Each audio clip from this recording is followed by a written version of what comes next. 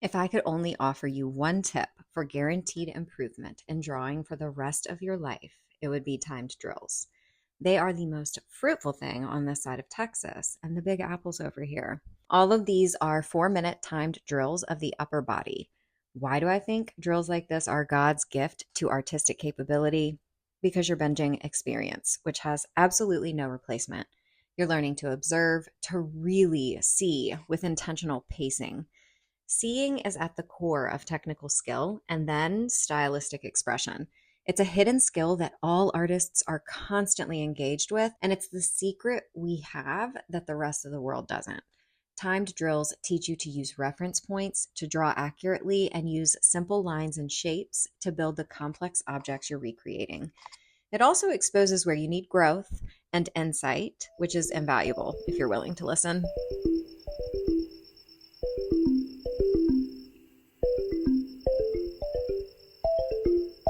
For exploring value on the upper body, I broke it down by body part, a set of arms, and the front and back of the core. By the way, I saved us a huge collection of reference photos on pexels.com so you can start practicing right away. There's a mix of different bodies because diversity and inclusivity equates to exposure and expansion of our skills. In previous episodes of this series, I've done a classic shading method with the side of my pencil, but today we're going to use hatching. Hatching is the use of line to create light and dark areas on your 2D sketches so you can give the illusion of 3D form. If you're struggling a little here, knowing some basic anatomy will help because everything under the skin is what creates the shadows we can see that make figure drawings look realistic. The truer to life you want to be, the more serious you'll need to take the anatomy lessons. I keep it at a pretty basic level and then rely on my observation skills to carry me. Knowing the basics lets us sort, organize, and name so we have less to worry about when we're learning and executing. We're working a lot of skills at once when we're drawing. Naming the anatomy gives us clarity over confusion so we can focus on the skills that actually matter. For this study, that's value and hatching. It's worthwhile to practice different forms of hatching to see what you prefer. That's also part of seeing. You can use single direction lines, lines that cross, or lines that follow the contours of the body. I find these particularly satisfying, and you'll see the classical Western artists like Michelangelo using contour hatching on his drawings. Those lines display movement of the shading around body parts, which gives the viewer a sense of volume and direction. That's a whole lot of yum for a little bit of line.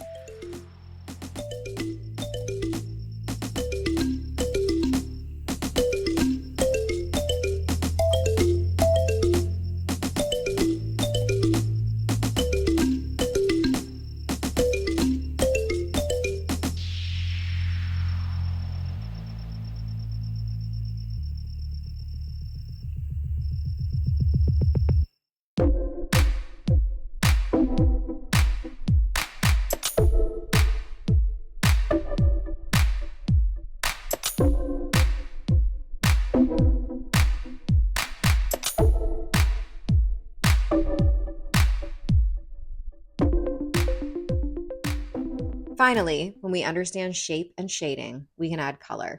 I'm using the love of my life, acrylic paint. Have you ever been on the side of the internet where artists roast each other and debate about what colors they use to mix skin tones? Word on the street over there is we need to be adding green, so I tried that and I was definitely a fan. It neutralizes the warm tones to create more realistic beige and brown skin tones. As you can see, I used a yellow undercoat to start building up my colors. This is because my model was in golden hour sunlight with a perfect summer tan, and I wanted those yellow undertones to shine. You can see there's lots of orange and rusty undertones in the shadows, as well as some deep dark browns in the darkest areas. Then you layer and blend, making small adjustments to your color mixes as you need to. All you have to do after that is stick it out until you like the piece. I swear that's why half the world thinks they can't do art, because they quit before they get to the finish line. Don't quit when your art is in the ugly phase. You have to push it forward until you like it, using the set of problem-solving skills you've picked up along the way. That's how to make magic with your hands. If you want me to see your art on Instagram, you can use the hashtag #MasteryWithCarter and I'll come be your hype girl. Feel free to tag and follow me over there at Carter Sam's. That's where I hang out online, and I absolutely want to see what you're working on too. I'll see you next class, and until then, go use your powers for good.